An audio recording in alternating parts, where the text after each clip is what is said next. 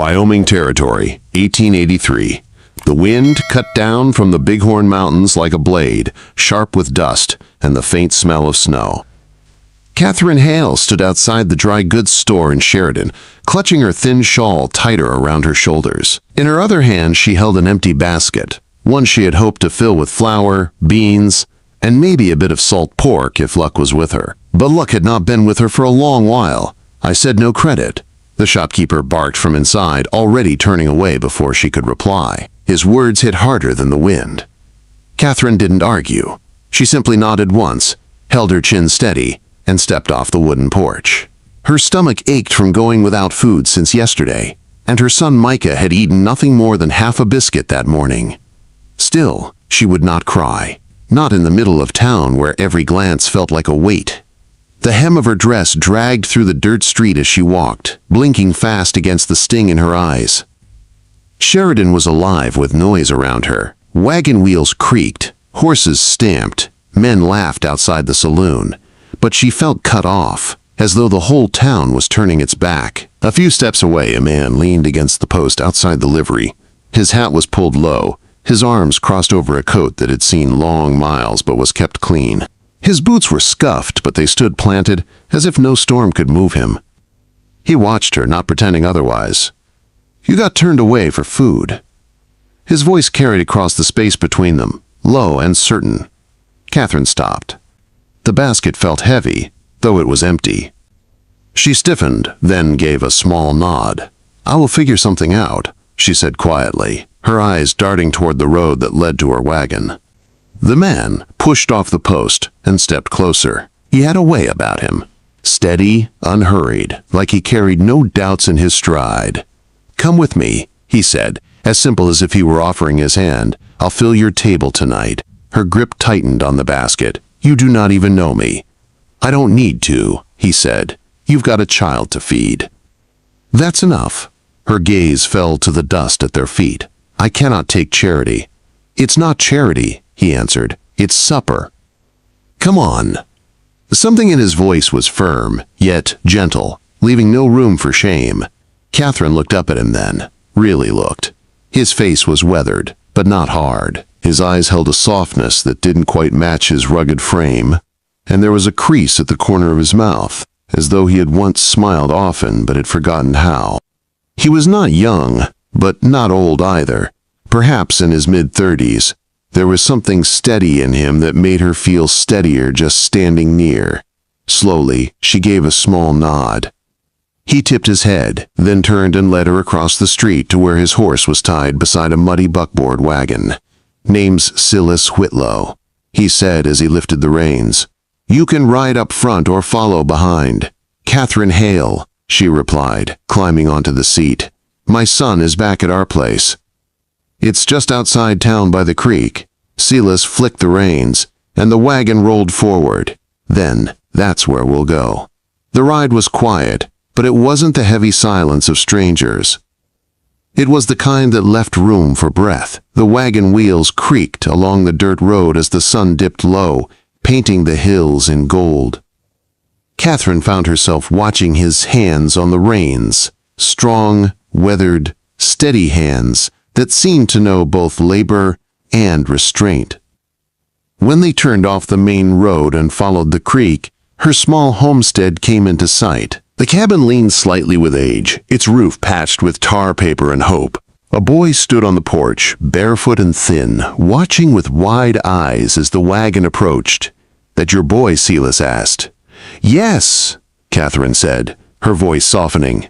"His name is Micah." "7." She nodded. "7." "Looks sharp," Silas said. The wagon stopped, and Catherine climbed down, just as Micah ran to her. She caught him in her arms, lifting him with a strength born from need more than ease. "We have a guest," she told him gently. "He's going to help us tonight." Micah looked up at the stranger with hungry eyes. "You got food." Silas gave the boy a small smile. "I got more than that." "You like rabbit stew?" Micah's face lit with a grin. "I do." From the back of the wagon, Silas began unloading supplies: salt pork, beans, potatoes, flour, even a good cut of venison wrapped in cloth. Catherine's breath caught at the sight. She opened her mouth to speak, but he shook his head as if to stop her. "Let's cook," he said simply. The cabin's kitchen was small, but once the fire caught, it was warm. Silas moved easily about, chopping vegetables while Catherine mixed flour and water for biscuits. Micah sat at the table, his eyes wide with anticipation as the smell of roasting meat filled the room. "You cook like a ranch wife," Catherine said after watching him work with quiet skill raised on a ranch. Silas replied, "My ma died when I was 16. Learned what I had to," she nodded slowly, stirring the pot. "Your father, gone before I can remember," he said, his eyes on the stew. "Any family now?" Catherine shook her head. "Just me and Micah. He didn't ask about her husband, and she didn't offer." Some stories were too heavy to share on the first night. But as the pot bubbled and the smell of stew filled the cabin, laughter stirred where it hadn't been in weeks. Micah ate with the hunger of a boy finally given a feast, and Catherine's heart ached watching him smile again. Later, after supper was cleared away and Micah tucked into bed, Catherine stepped onto the porch. The night was clear, the stars sharp against the dark sky. Silas stood at the rail, arms crossed, eyes turned upward. "Thank you," she said quietly. He looked over at her. "Anytime. You didn't have to do this. I wanted to." "You're kind," she whispered. He shrugged. "I don't know about that." "You are," she said firmly. "It's been a long time since someone showed us kindness." He met her eyes, and for a moment the silence between them felt like a promise. "It doesn't have to be the last time," he said, her heart beat faster. Not from fear, but from something she thought she had lost years ago. "Hope you mean that," she asked. "I do." The porch boards creaked under their boots. The night air was sharp, but she felt warm. "Will you come back tomorrow?" she asked. "I will," he said, without a pause. She smiled. Real, full, alive. Good. Silas tipped his hat. "Good night, Catherine. Good night, Silas." He walked down the path to his wagon, the wheels creaking as he turned back toward town. Just before the bend in the road, he looked back. She was still there, standing on the porch, watching him go, waiting for him to return. The next morning came with frost across the cabin windows and a pale rose sky above the hills. Catherine moved quietly through the small room, adding a log to the fire, while Micah still slept under his quilt. She set oats to boil, but her thoughts kept drifting to the wagon tracks outside. A single set of hoofprints pressed deep in the frozen lane, leading away toward Sheridan. She stood on the porch with her shawl pulled tight, studying them as though they were a letter left behind. By mid-morning, she heard hooves again. Slow, steady, deliberate. Her heart beat a little quicker. She wiped her hands on her apron as Silas rode into the yard, his coat buttoned high against the cold. He dismounted and tied his reins, meeting her eyes like a man who already knew his welcome. "You found your way back?" Catherine said. "I did." Silas replied. Roads rougher past the creek, but the horse didn't mind. She stepped aside from the door. "Come in, if you're not in a rush." "Not in any particular one," he said, following her inside and setting his hat by the hearth. Micah looked up from the corner where he was playing with a small block of wood. His face lit in quiet recognition. Catherine touched his shoulder gently. "You remember Mr. Whitlow?"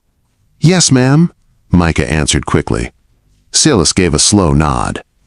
"Morning, son. You help your mama with the chores?" "Yes, sir. I carry wood. Feed the hens, too." "That's good work," Silas said, not talking down to him. "Just playing cabin this size doesn't run itself."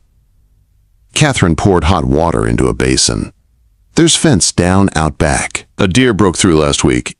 I can take a look if you've got spare wire," Silas offered, already rolling up his sleeves. Her surprise showed, though she tried to hide it. "I've some rolled under the lean-to.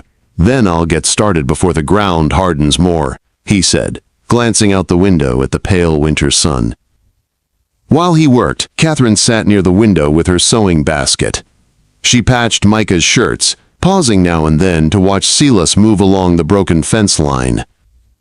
He worked quietly, each motion steady, purposeful. He didn't fidget, didn't grumble, just did what needed doing. Something about that steadiness filled the air inside the cabin with a peace she hadn't known in years. By midday, the fence stood straight again. Silas came in with dirt on his boots and a scrape across his forearm.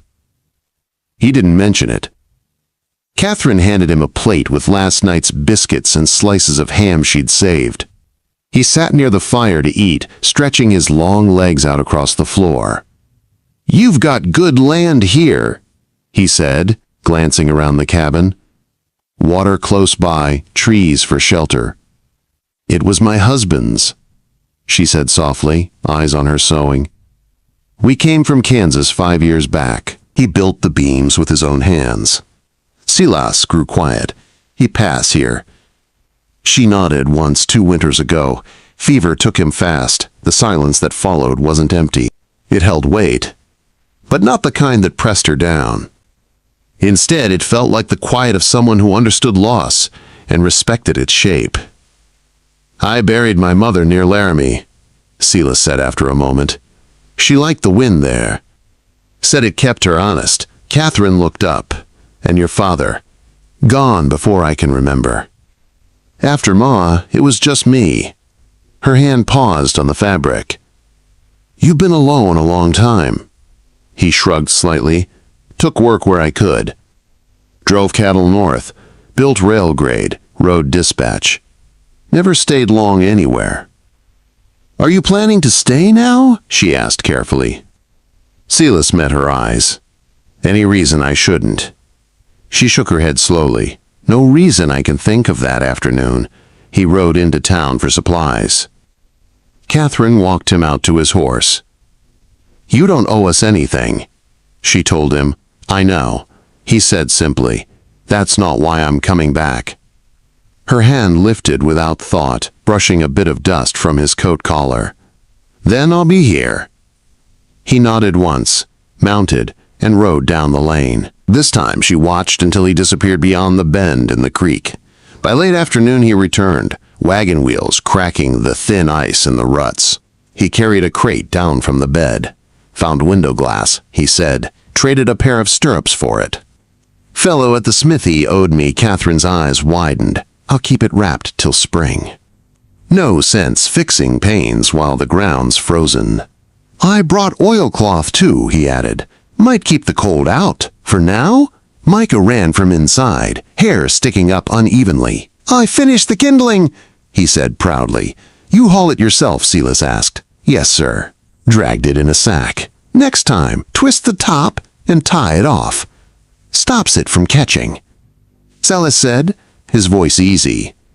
Micah nodded quickly, absorbing every word. Catherine noticed the way her boy stood straighter, as though wanting to prove himself. She also noticed the warmth in her chest at seeing it. That night, the 3 of them ate stew stretched thin with turnips, but Micah laughed more than he had in months. After supper, Catherine stitched by the fire while Silas worked on an old harness from the lean-to, his knife cutting leather with slow precision. The silence between them had changed. It wasn't the quiet of strangers anymore. It was the hush of people learning to belong in the same room. Catherine glanced at him across the lamplight. "You ever think of settling down somewhere for good?" He didn't look up from the strap. "I did once. North of Cheyenne. But the landowner ran out of gold and promises. Sold the place out from under me." She nodded. Trust is built in the space between words. His hands paused. He looked up at her, eyes steady. "And you? You ever want someone beside you again?" She swallowed, her needle trembling between her fingers. "I thought about it, but thinking and trusting are different things." He leaned forward slightly. "Then I'll say this plain. I'm not here to pass through. I'll stay if you'll have me." The fire cracked. The cabin walls seemed to hold their breath. Catherine's heart pounded, not from fear, but from something she had nearly forgotten. Hope. Snow began to fall heavy the next day, trailing down from the gray Wyoming sky without hurry. By noon, it covered the ground, softening every sound until the world outside the cabin seemed wrapped in silence. Catherine stood on the back stoop with her shawl drawn tight, watching Silas split kindling in the yard. His coat was soaked with snow, his breath a white cloud, but his movements never slowed. "You'll catch your death," she called softly. He set the wood down and brushed the snow from his sleeves. "I've had worse from a mountain spring. This is soft weather." She smiled faintly, shaking her head. "You speak like a man who's known many places, enough to know the wind sounds different in each," he said, then carried the wood inside. The cabin grew warm quickly, filled with the crackle of fire and the smell of stew simmering on the stove. Micah sat near the hearth, carving a stick into the shape of a bird, his face bright with concentration. Silas crouched beside him, watching. "You ever seen a snowshoe rabbit?" he asked. Micah shook his head. "They turn white when the snow comes. Makes them near impossible to spot unless you know where to look." "Smart little things," Micah grinned. "Think we'll see one?" "Maybe," Silas said. "But you'd have to be quick to catch it." Catherine listened from the stove, her hands still though the spoon hovered over the pot. There was an ease in his voice when he spoke to her boy, the kind of steady tone that carried both strength and care. She had not heard that sound in her home for years. That night, they ate by lamplight. The stew was thin, stretched with turnips and barley, but laughter at the table made it taste rich. When Micah was tucked beneath his quilt, Catherine and Silas sat near the fire. She folded shirts in her lap while he worked at the old harness, his knife pressing new life into cracked leather. "You ever think about what comes next?" she asked quietly. "Not in the way most folks do," he said, still working. "What way then?" "I don't make plans past the next sunrise. Keeps the ground steadier under me." Her hands paused on the fabric. "You ever want something steadier than that?" For a long moment, the only sound was the crack of the fire. Then he set the strap aside and looked at her. "I might, if it came quiet and sure. If it didn't ask for more than I had to give her heartbeat quick and strong." "Do you think you found that here?" He didn't answer at once. His eyes moved over the small cabin, the patched roof, the worn boards, the boy sleeping under a thin quilt, and then back to her. "I think I found something worth holding on to," he said. She rose and crossed the room, sitting near enough that their knees almost touched. "There's room here," she whispered. "Not just in the cabin, but in our lives." He reached out slowly, his calloused fingers brushing hers with care. "Then I'd like to stay. Not for the night. For good." Catherine swallowed hard, her throat tight with tears she didn't hide. This time Micah's old enough to remember what it means when someone leaves. "I won't promise him anything that won't be kept." Silas's grip tightened, sure and steady. "Then I promise him this: I'll be here. I'll work this land, and I'll shape a life with you both." She pressed her hand against his, her voice breaking but strong. "Then stay." He drew her gently into his arms. For the first time in years, Catherine let herself lean against another, the weight of sorrow lifting into something new. Hope. That spring, Silas built a new chicken coop with Micah, teaching him how to square corners and test a beam's strength by feel. He planted corn alongside Catherine, repaired the roof, and added a second-hand rocking chair by the hearth.